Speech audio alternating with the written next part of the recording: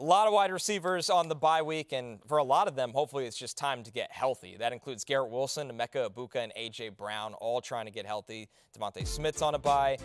Jerry Jeudy's out there running around, but you hopefully don't have to play him anymore. At tight end, Dallas Goedert and Harold Fannin and David Njoku starting for and Mason Taylor, all starting for many fantasy teams right now. Including mine, Kate Otten, also out. By the way, Kevin Stefanski, two-time Coach of the Year is Kevin Stefanski. Not a lot of people know that, but two-time Coach of the Year, Kevin Stefanski. Some people think only once. Oh, yeah, some people do think that. Came out and said that when they get out of the bye, the expectation is Cedric Tillman will be back. Club said will be back open again. Man. So if I don't need someone this week, I do we like Club said. Less targets for Jerry Jeudy. Less targets for Jerry Jeudy. Go from 0 to even less than 0. Yes. So. Anyway, he's somebody that you could sort of sneakily grab. But let's talk about Kayshon Boutte, who's now had 3 straight weeks finishing as a top 24 wide receiver, averaging over 18 points per game in that stretch. 4 touchdowns in his last 3 games. Seems to have developed a chemistry with Drake Maye. This connection is real. And to remind people that, his receiving prop, Matthew, was set at 29.5 yards last week. Yeah. He ends up with 3 for 75 and a touchdown. You might say, well, only 5 targets, 3 catches, but that's kind of how he's used in this offense right now. Drake Maye has arguably been the best deep ball thrower in the NFL this season. And we got to hear from Kayshon Boutte on that connection with Maye. The team only going to be as good as the receivers and the quarterback work. We're not going to sit here and run the ball 50 times a game. You got to balance the offense out. So I think what's important just being there when he need me.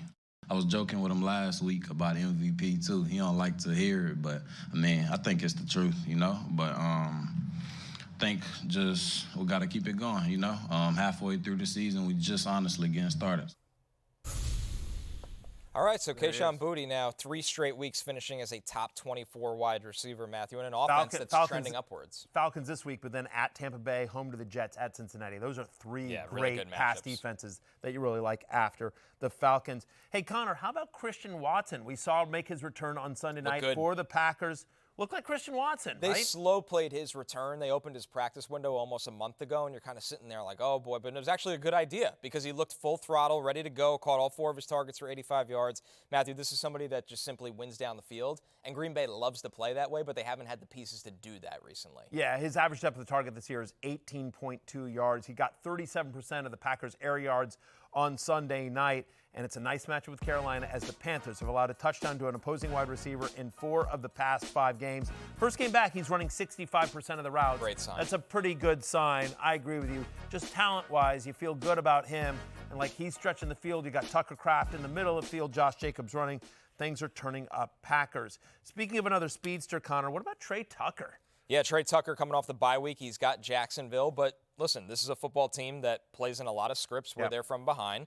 There are a thought that, there's a world where they end up trading Jacoby Myers. For sure. So that kind of opens the door for even more opportunity for Trey Tucker. And Geno Smith, as bad as he's been this year, he's somebody that will always hold the ball and try to push the football down the field. Yeah, because of game script, they have to keep throwing. Since week 3, Trey Tucker has basically a 23% target share. He's had at least 6 targets in 4 of 6 games because he had the huge game against my Commanders, that 3-touchdown game. But I think he's the number 2 wide receiver on this team, and there's a scenario where he's the number 1. Myers is definitely on the trade block. It seems like the reporting says the Raiders want a little bit too much for him, and they're not really. At some point, you got to give. At some point, he doesn't want to be there. He doesn't want to be there. He's not going to be on the team next year, and the season's over for the Raiders. Get something for him. Get something for him. So 1,000%. That projects good things for Tucker. How about Troy Franklin, Matthew? 62% available. Now, yes, you need to be careful buying in after a matchup like Dallas that a lot of wide receivers have eaten alive this year.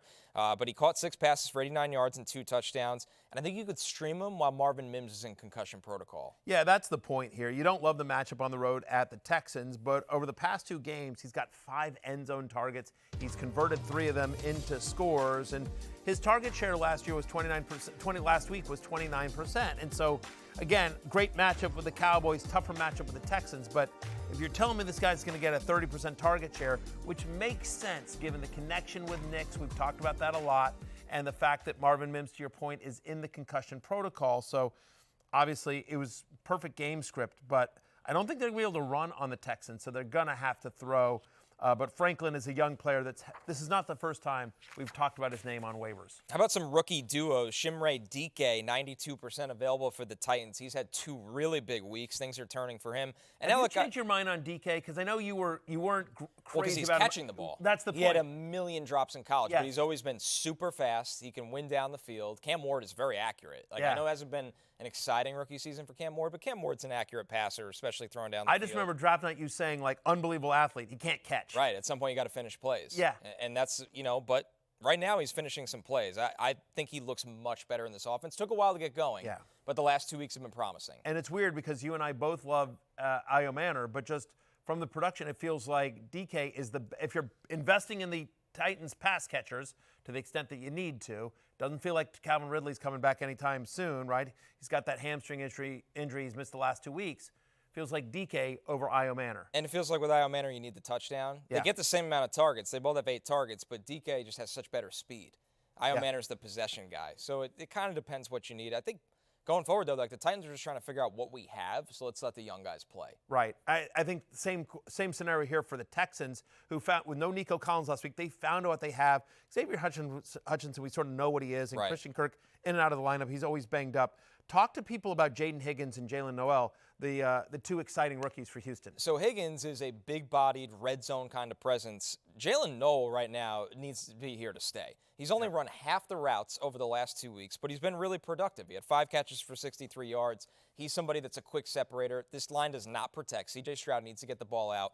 Noel, I think, is arguably the best separator on the team right now. Keep playing. His utilization needs to go significantly upward the next couple weeks. And I think you will see it because, again, as you said, over the last 2 weeks, he's had back-to-back games with 60 receiving yards. He's been targeted on 29% of his routes. So targeted on basically almost a third of his routes. Again, targets are earned. And so the fact that Noel's been able to get open when he's gotten an opportunity, and oh, by the way, C.J. Stroud has looked better over the last couple of weeks, I think is indicative. Shout out to our guy, Dr. Denicardi, who brought him up on Friday as a flexual frustration play.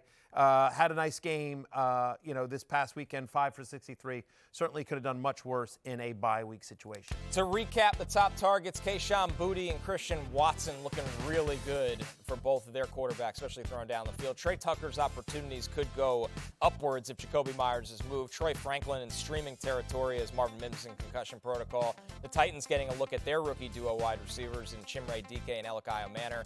And the Texans are doing the same thing for their young wide receiver duo from Iowa State, Jaden Higgins and Jalen Noel. Hey, it's Matthew Berry from NBCSports.com and Rotoworld.com, and I want to thank you so much for watching whatever it is you just watched, or if nothing else, being too lazy to click out of the autoplay after this video started, after whatever it is you actually wanted to watch finished. But now that you're here, I'd like to take a moment here to ask you respectfully now, okay? I'm asking you respectfully to subscribe to the NFL on NBC YouTube channel. You'll get the latest Roto-World fantasy news headlines, all sorts of great shows, including my own Fantasy Football Happy Hour. So go subscribe now. Again, I'm asking respectfully.